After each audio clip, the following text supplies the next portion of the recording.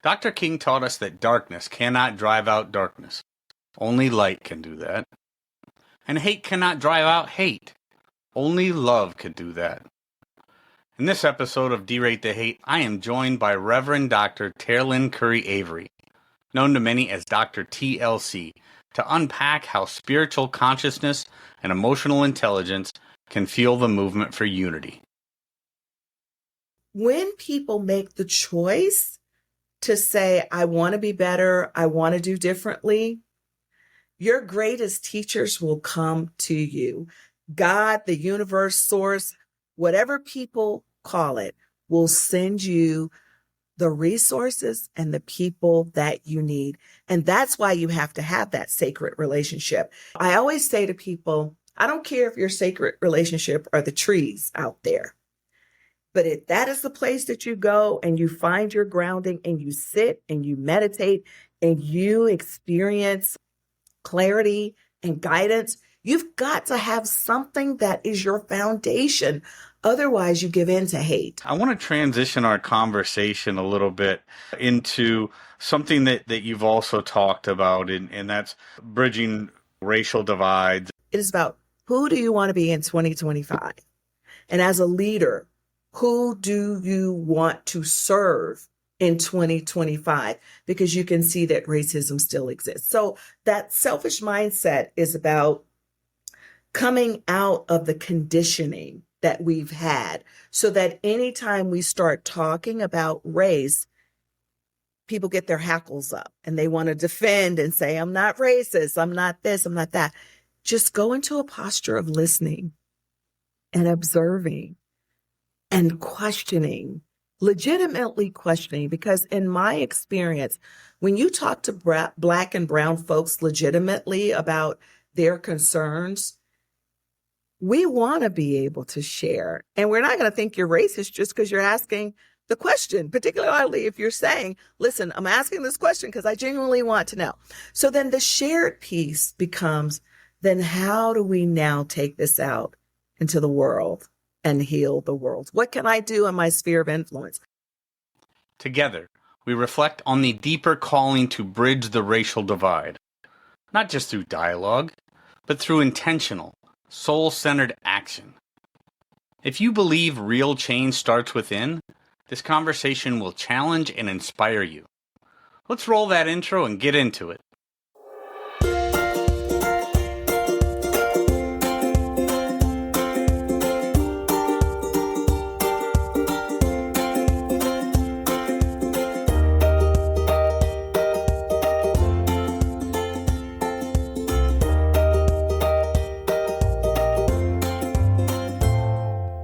Welcome back, my friends, to the Derate the Hate podcast. I'm your host, Wilk Wilkinson, your blue-collar sage, calming outrage and helping to navigate a world divided by fog and those who would spread that fear, outrage, and grievance. The Derate the Hate podcast is proudly produced in collaboration with Braver Angels, America's largest grassroots, cross-partisan organization working towards civic renewal. This podcast amplifies the mission that we share to foster a more respectful and united America where civic friendship thrives even when we disagree. Each week, through the power of story, conversation, and connection with incredible guests, we work to build bridges instead of barriers. Not to change minds on the issues, but to change how we see one another when we differ. Because, friends, it really is about bettering the world one attitude at a time. We did not create the hate, but together we can derate the hate. So be sure to subscribe wherever you get your podcasts, share it with a friend, and visit braverangels.org to learn how you can get involved in the movement to bridge the partisan divide. Friends, I am so incredibly grateful that you have joined me for another powerful Derate the Hate episode. So let's get to it. Dr. Martin Luther King Jr. once spoke of the beloved community, a vision of reconciliation, redemption, and a shared humanity. My guest this week has built her entire life around making that vision a reality.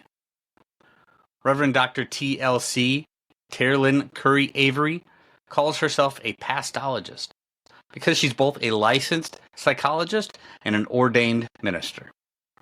She's got the degrees, Howard, Hofstra, Yale, but more importantly, she's got the heart, the wisdom, and the drive to help people heal from the inside out.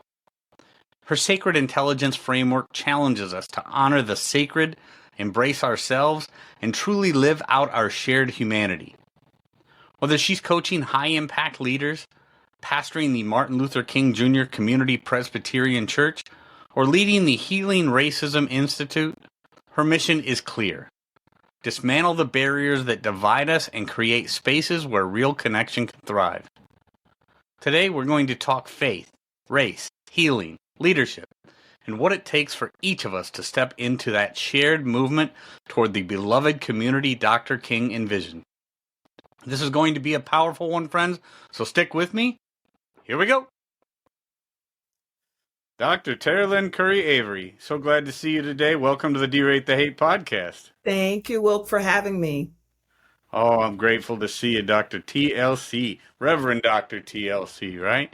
Yes. And that is quite the title. I love it. And I want to start our conversation, Dr. TLC, with a title that I have not seen before.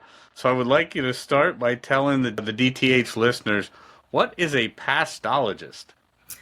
So if I could just tell you really quickly a funny story. I am a licensed psychologist, and I've been doing psychology for years, and God just actually has a really good sense of humor. And so while I finished, I'm out, I'm working, and God called me into ministry, and I'm like, what? I don't want to work with church people because I think church people are crazy. Now, mind you, I've grown up in church all my life, but I said, God, I'll do whatever it is you want me to do. And so I became a pastor. And what I found is that I really just merged the best of psychology and pastoring together. I don't proselytize when I talk to people, but I can talk to people from both that psychological place and that spiritual place to get us to the point that we need to be at for healing or for doing whatever work it is that we're meant to do out in this world. So that's wonderful. Story. Yeah.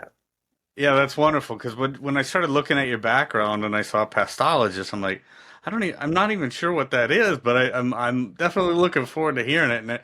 And I think that's beautiful that you combine your pastoral work with your psychology work and being able to meld those things. I mean, it's wonderful.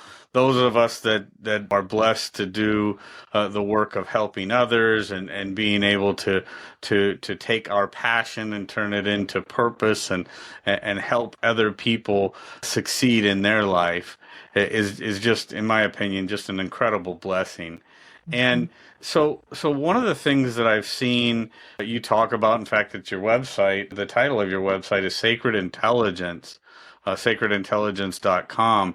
So Dr. TLC, do me a favor and talk to me about what sacred intelligence then is and how your work as a pastor, as a psychologist, pastologist, how did that lead you to sacred intelligence? And yeah, let's learn a little bit more about that.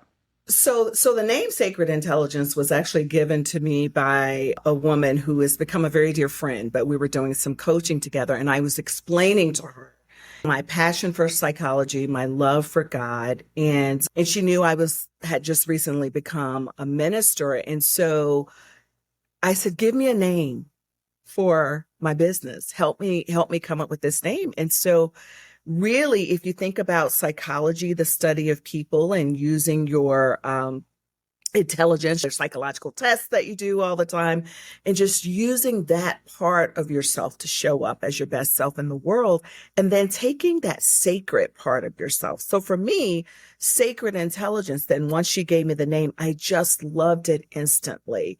And even there were others who didn't think so much about the name, but I said, no, that's the name for me. And that was me tapping into my sacred intelligence to actually say, yes, I know what's best for me. So sacred intelligence, as a definition, is our ability to go within, to tap into that divine part of us that helps us to make choices, intelligent choices that will manifest our greatness while we're helping other people to do the same. So oftentimes when we're seeking an answer, we'll go ask 50 friends or that coach or that other person that we think has all the answers. But really, if we just take that moment to go deep within to our own sacred source, the answer is already there. So that's where sacred intelligence comes from. Yeah, and I love the point that's being made there, because a lot of times people don't realize how we can find the answers that we're seeking if we look deep enough inside ourselves.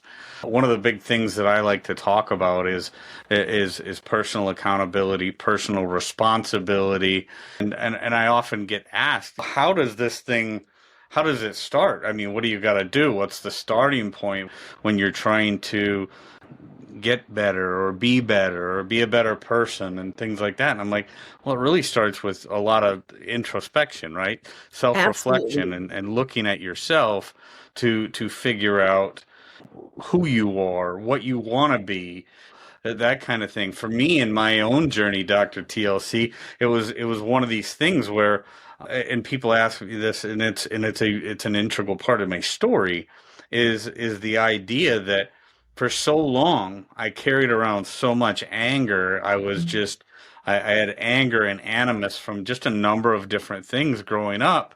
But after a while, I just got sick and tired of being angry Yes. and breaking things, and hurting myself.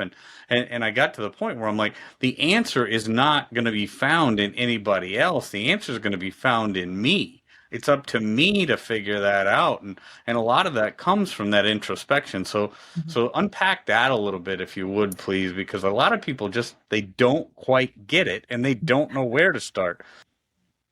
I think that's beautiful that you're saying that, because obviously as a psychologist, I work with people around taking a look at yourself. And often people come in angry, upset, and want to blame the world, and they want to blame everybody else but them. Right. That's right. And I'm not saying that there aren't things that happen to us that are outside of our control. So I want to say that to your listener.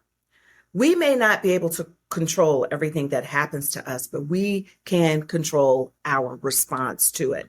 And so when something has happened to us, and it can be something traumatizing that happened to us, we get to choose how we're going to show up. We get to choose whether that thing is going to make us so angry that we're just going to hate the world. We get to choose whether we're going to respond in fear, and whether our reactions are going to be reactive rather than reflective. So when I think about sacred intelligence and tapping into that inner source, each of us has this, what I say, divinity that's inside of us. We have this sacred part of us, because the way we act as humans, there has to be something more than this, right? We have Absolutely. to be these spiritual beings just having this human experience. So first, if we learn to sort of tap into that and connect with our higher self, that is the thing that will help us to engage in what I call selfish relationships or selfish mindsets, depending on which book of mine you're looking at. But my whole thing is about the three important relationships: sacred, selfish, and shared. And so the selfish piece is self-examination, right? It is really about taking a look at, how am I showing up in this situation? What are my thoughts? What are my fears? What are my emotions? What are my behaviors? I don't have to like what's happening to me. But if I can get to the point where I say, I have a choice. And sometimes those choices may not be the best for us, or they may not be the safest for us. And I'll put that into context, because sometimes our choices are walking out of a dangerous situation. And we know walking out of that dangerous situation may cause some harm, but it's a choice that we get to make for ourselves. And so I really want to give agency to the individual and not be in this place of a victim. And I want to be clear, I am not blaming victims. I want to say that loud and clear. I'm not blaming victims, but once something has happened to you, how are you going to show up after that? Right? Absolutely. Viktor Frankl, in his book A Man's Search for Meaning, talks about that being the ultimate freedom, right? The ability to choose our response. It's not a matter, and people know, people, long-term DTH listeners know, I talk a lot about that. It's not about what happens to us in life, but how we react to it that really sets us apart. It's what makes the difference, right? Stephen Covey talked about responsibility, our ability to choose our response. And how important that is and was for my own mental journey, Dr. TLC. I can't even put into words or properly quantify how important that one thing is. So how we show up for a situation, how we deal with that situation. You talk about victimhood and the idea of being a victim and how people and this is not victim blaming, victim shaming, but what it is do we want to allow, as an individual, do we want to remain in victim status, or do we want to overpower the victim status and move on in a better way than we did from the beginning? The importance of that can't be overstated. And really continuing to function through the healing journey. You see, that's the thing, choosing to show up for yourself, even as you're healing. As you're talking, back in 2020, so I pastor a church, and it's a predominantly Black church, and it's named after Martin Luther King. So if you wondered whether the church is Black, you could just look at the name and say, oh, yes, it's a Black church. But I tell you this because in 2020, someone burned our church down as a result of a hate crime, right? Oh, my goodness. And it's painful. It's painful to know that someone wants to burn your church down because of the color of your skin. I can choose to show up in hatred, or I can choose to say, I know who I am. I know whose I am. And really what you did is based on your thinking, your belief. I'm not going to internalize that, nor am I going to let it create hate inside of me, because I have work to do out here, and the work that I do out in the world is based on love. And if I'm so angry about what happened, I can't move on to heal, and I can't move on to do the work that I need to do. It's okay for me to be upset about it. I'm not saying we can't be angry. I'm not saying we can't go through the pain. What I am saying, though, is I get to choose if I'm going to still show up in love for myself, and in my case, love for God, because as a reverend, I'm very passionate about the higher level of consciousness, which I call love. People call God by many names, but I call God love. And so I can't preach one thing and then show up as another, right? Absolutely right. Absolutely right. No, and I thank you for sharing that story with me.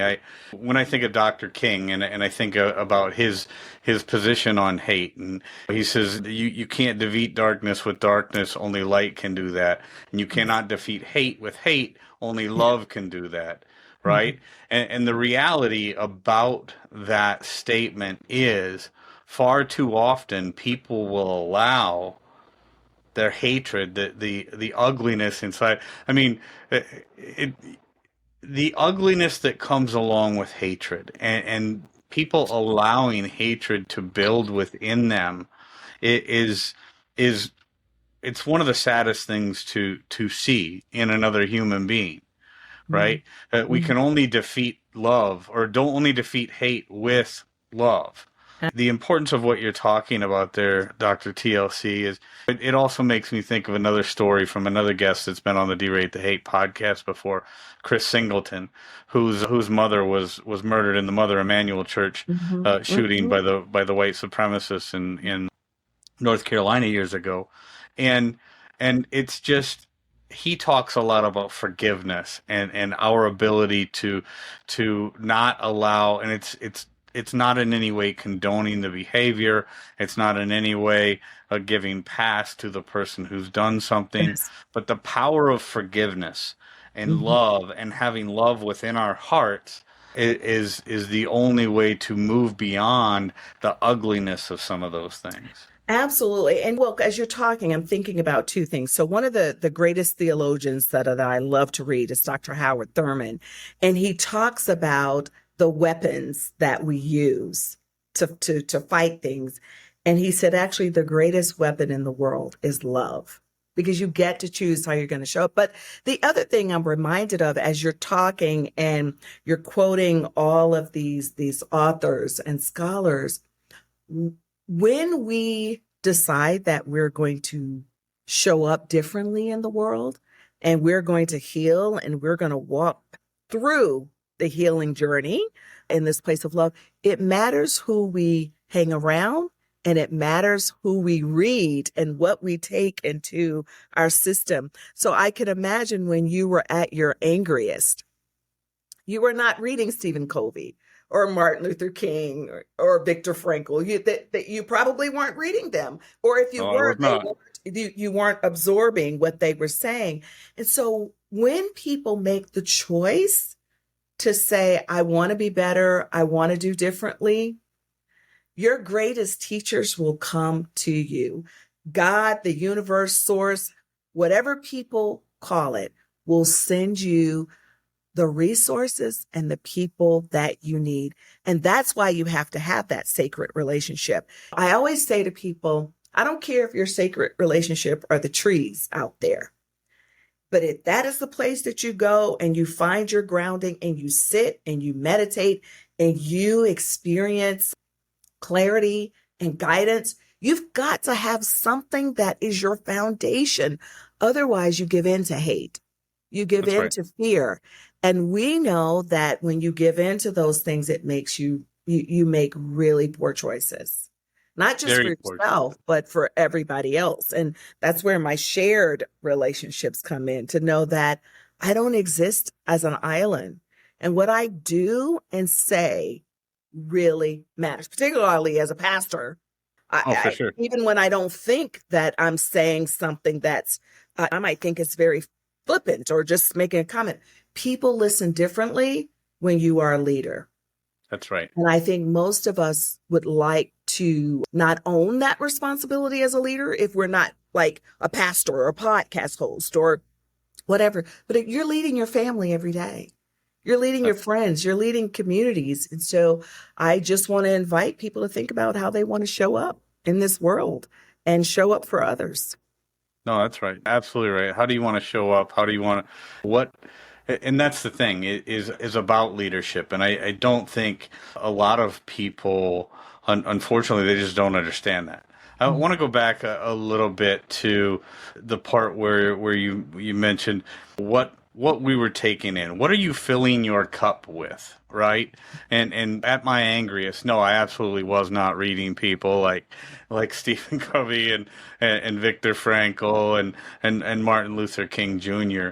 One of the greatest things, Dr. TLC, that I've learned from doing this podcast and learned from doing my work with Braver Angels and being an advisor for the Pro Human Foundation and stuff like that, who you surround yourself with. What are you filling your cup with? Mm-hmm. Because we cannot nurture and help others with our cup if our cup is empty. If our cup is empty, if our world is ugly, it becomes very, very difficult to lead in a meaningful way and help other people to avoid being overcome by hate Mm-hmm. and taken by hate. I want to transition our conversation a little bit into something that you've also talked about, and that's bridging racial divides and bridging. Obviously, as part of me working for Braver Angels and my work with the Pro Human Foundation, a lot of what I do is bridging divides and how we show up for that, I think, is incredibly important. And we are at a time in our country right now that is not divided. I don't think it's divided primarily on race by any means, but we've got plenty of different divides that we are battling as a country, race obviously being one of them. Talk about how your work translates into that bridge building space, Mm, and how do you use that as a leader, as a faith leader, mm, as a psychologist? How mm, are you taking your I guess your background, your cup, mm. and helping to bridge divides with what you do? Yeah, that's a great question. So for me, everything I do is built on three relationships: sacred, selfish, and shared, the ones that we have with other folks. So I actually wrote a book on dismantling racism because I want to be a part of, one, taking down a racist system, but two, healing racism. So if I start with sacred, I talk about what is your sacred motive. So in 2020, 2021, as people were out in the streets, rah, rah, rah, rah, rah, rah, rah.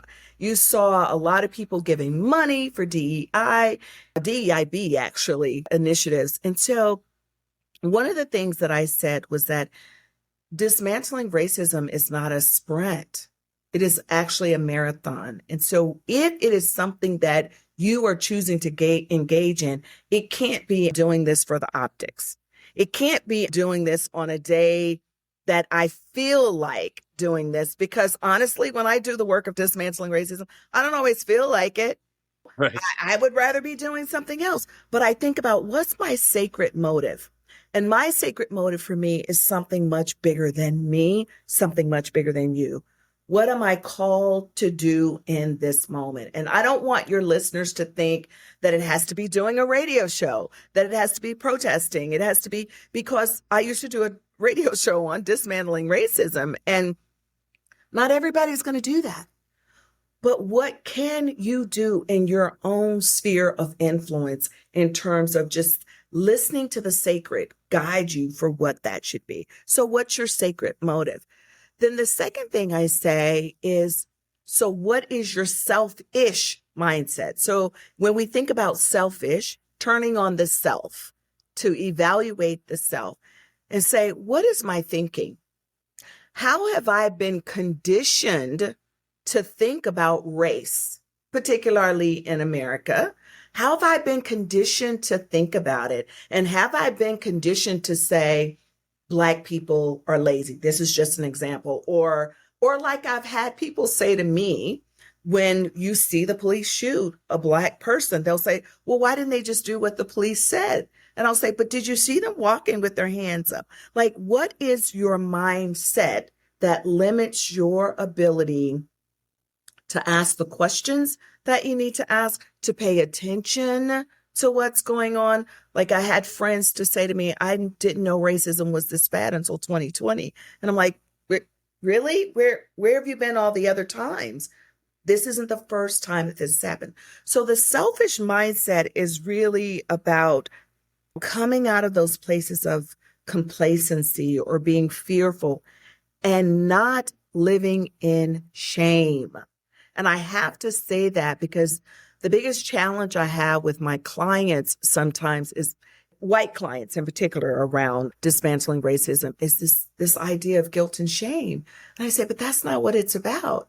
It is about, how do you want to show up now? And I know people will say, well, that was my ancestors, it wasn't me. It is not about that. It is about, who do you want to be in 2025? And as a leader, who do you want to serve in 2025? Because you can see that racism still exists. So that selfish mindset is about coming out of the conditioning that we've had, so that anytime we start talking about race, people get their hackles up and they want to defend and say, I'm not racist, I'm not this, I'm not that.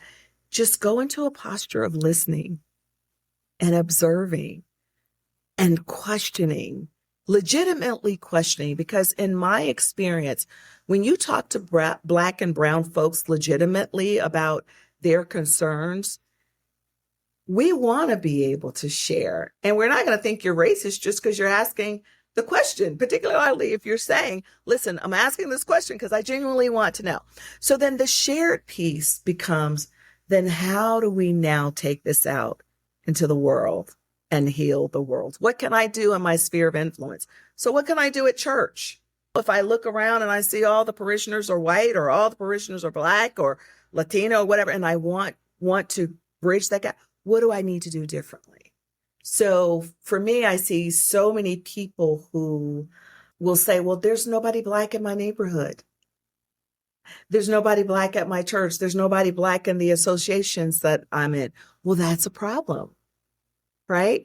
What can you do to remedy that? So that's how I take my love for humanity, God, psychology, and all of that, and do this work on dismantling racism. And I'll tell you, Wilk, some days are harder than others, but that's why I have my sacred source that I continue to go back to. And I have my group of people who I know who are also doing this work, people who want to derate the hate that's out there, right? Absolutely. Absolutely.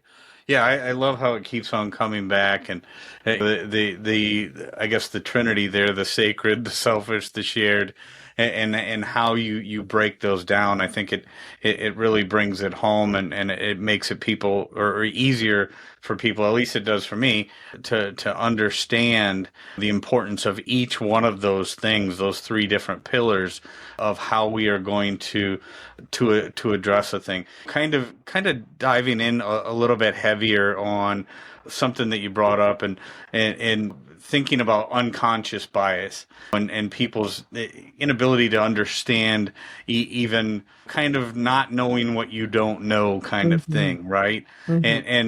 And I think it's important. I think you make a very highly important point in the sense that don't be afraid to ask questions. Enter each interaction, no matter who it's with genuine curiosity.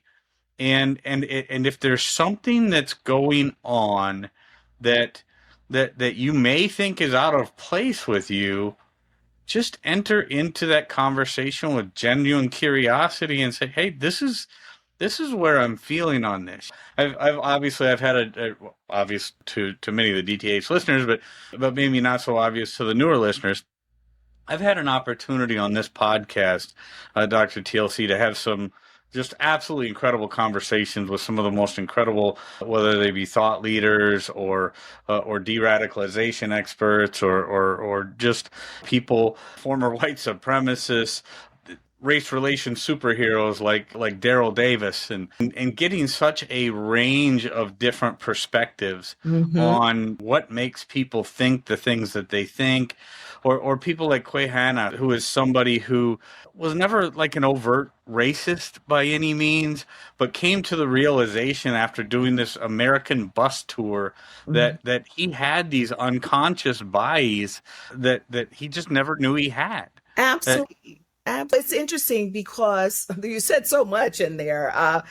We don't know what we don't know, right? We don't know that we're being biased against person. You don't know that if you come up to me and say, can I touch your hair, that's a very racist thing for you to say, unless I educate you and say, no, you can't touch my hair. Why would you want to touch my hair? Or you don't know if you say you're so articulate that's really not a compliment, even though you think it is, because why wouldn't I be articulate? Because everything has been based on white norms, and it has been based on how we've been socialized. So we have been socialized to think that the darker your skin is, the more deviant you are, the uneducated you are. Even around conversations as it relates to DEI, people assume that we're in positions because we are Black, for instance. That's an insult. You're telling me having a PhD has nothing to do with me being in this position. So until we actually almost like jolt people into saying, take a look at what you just said. And one of the things in my classes I do is really like push people to say, do you understand the question that you just asked? Right? And so if we're doing it in a way where we will be open to receiving the feedback and know that we're all learning this. Listen, I've been teaching dismantling racism for 30 years, in addition to everything else I've done. And I still learn different ways to dismantle racism. And I have to say, when you mentioned Daryl Davis's name, I was thinking, well, that would have been one way I would have not chosen to dismantle racism. But see, his gift was doing what he did. My gift is doing something else, right? So it's really, if we're going to go deeper, it really is about finding a person of color that you can have a conversation with and genuinely ask questions. But before you decide that you're going to just go out and get a Black friend or Black colleague, do some homework, read some books. There are plenty of books out here that will help you to get to an understanding. Books by people of all color, as a matter of fact. Join a program where you get to have some training on this. It's a choice that you make. As we started out at the beginning of the day, you don't have to choose ignorance. I have a very good friend who's also a psychologist, and she's a white woman, and she always says chosen ignorance. You don't have to choose ignorance, but you have to move beyond feeling afraid in order to have the conversation. No, that's absolutely right. And that goes for bridging all divides. Dr. TLC is being in this bridge building space, doing this depolarization work that I do and I've been doing for quite some time now. One of the biggest things that we learn, and this is a lesson that I learned primarily from Daryl Davis and the conversations that I've had from him, but people fear that which they don't understand, right? People fear that which they don't understand. That ignorance is a lot of times the catalyst for the fear, and then that fear leads to anger, and that anger leads to hate, and that hate leads to the violence. So if when we're talking about bridging divides and we're talking about understanding somebody, step out of your own silo, step out of your own echo chamber. Do not be afraid to have conversations with people you don't understand. My good friend from Braver Angels, Monica Guzman, talks about those who are underrepresented in our life will be overrepresented in our minds and our imaginations. Absolutely. And as your friend stated, it's a chosen ignorance. Mm-hmm. If we choose to remain ignorant, the likelihood that our fear will grow about whoever it is, whether it's somebody of a different color or a different ethnicity, a different geographical origin, whatever, different class. We talk about the haves and the have-nots. Absolutely. All of these things can be cured with genuine curiosity and curious and genuine conversations. And being willing to listen. Like my children challenge me all the time.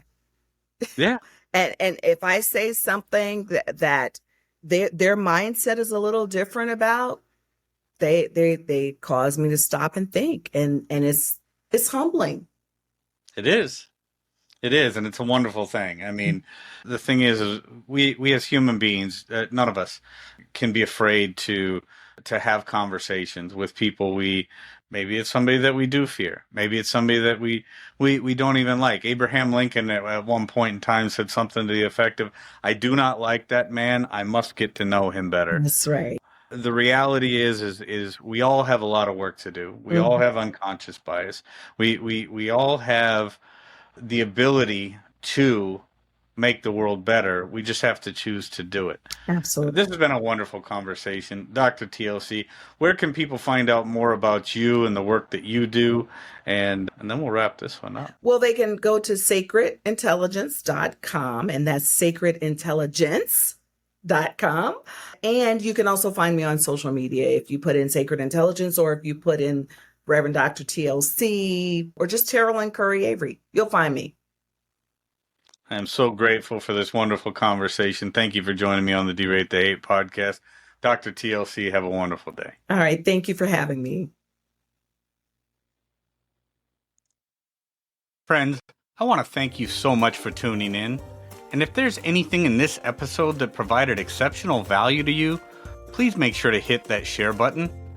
If you haven't done so already, please be sure to subscribe to get the D-Rate the Hate podcast sent to your email inbox every week.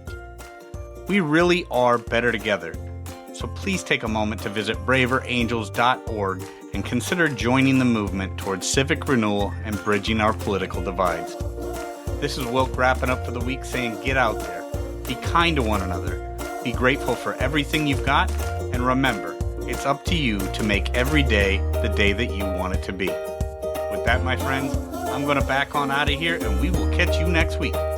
Take care.